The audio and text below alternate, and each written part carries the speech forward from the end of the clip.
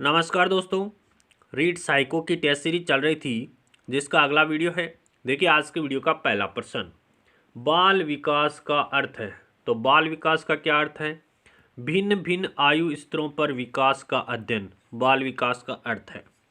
एक विकासात्मक अवस्था से दूसरी विकासात्मक अवस्था की विशेषताओं में परिवर्तन का अध्ययन भी क्या है? बाल विकास का अर्थ है। विकास के विभिन्न पहलुओं का अध्ययन भी बाल विकास का अर्थ है। उपरोक्त सभी यहाँ पर करेक्ट आंसर हो जाएगा। प्रश्न संख्या 2 देखिए, बाल मनोविज्ञान की दृष्टि से शिक्षा का केंद्र किसे माना गया है? तो बाल विकास की दृष्टि से, बाल मनोविज्ञान की दृष्टि से शिक्षा का केंद्र बालक को माना गया है। प्रश्न संख्या 3 देखिए, 20वीं शताब्दी को बालक की शताब्दी किसने कहा है? 20वीं शताब्दी को बालक की शताब्दी क्रो एंड क्रो के द्वारा कहा गया है। प्रश्न संख्या 4 देखिए, वे परिवर्तन जिनके होने की एक निश्चित दिशा हो और जिनका इनके पूर्ववर्ती कारकों से निश्चित संबंध हो क्या कहलाते हैं? तो विकास कहलाता है। वे परिवर्तन जिनकी होने की एक निश्चित दिशा हो और जिनका इनके पूर्ववर्ती कारकों से निश्चित संबंध हो उसको क्या कहते हैं? विकास कहते हैं।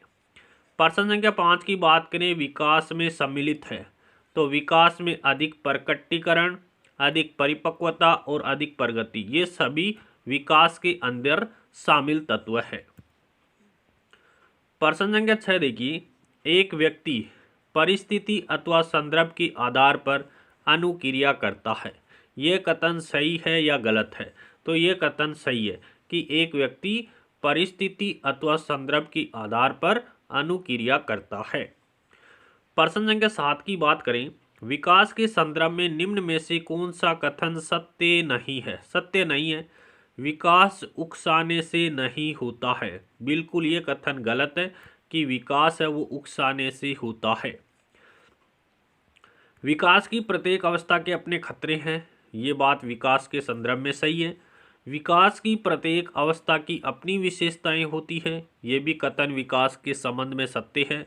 और विकास सांस्कृतिक परिवर्तनों से प्रभावित होता है, यह कथन भी विकास के संदर्भ में सही है। लेकिन विकास उकसाने से नहीं होता है, यह कथन विकास के संबंध में गलत है।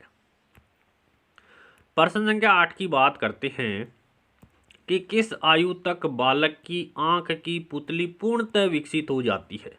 तो 5 वर्ष की आयु में बालक की आंख की जो पुतली है वो पूर्ण रूप से विकसित हो जाती है। प्रश्न संख्या 9 की बात करें, विकासात्मक मनोविज्ञान में जीवन का अध्ययन किया जाता है।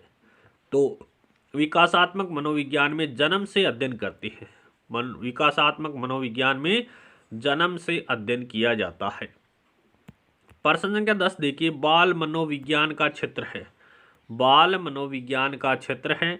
गर्भावस्था से किशोरावस्था की विशेषताओं का अध्ययन बाल मनोविज्ञान के अंतर्गत किया जाता है। बाल मनोविज्ञान के अंतर्गत गर्भावस्था से लेकर के किशोरावस्था की विशेषताओं का अध्ययन बाल मनोविज्ञान के क्षेत्र के अंतर्गत आता है।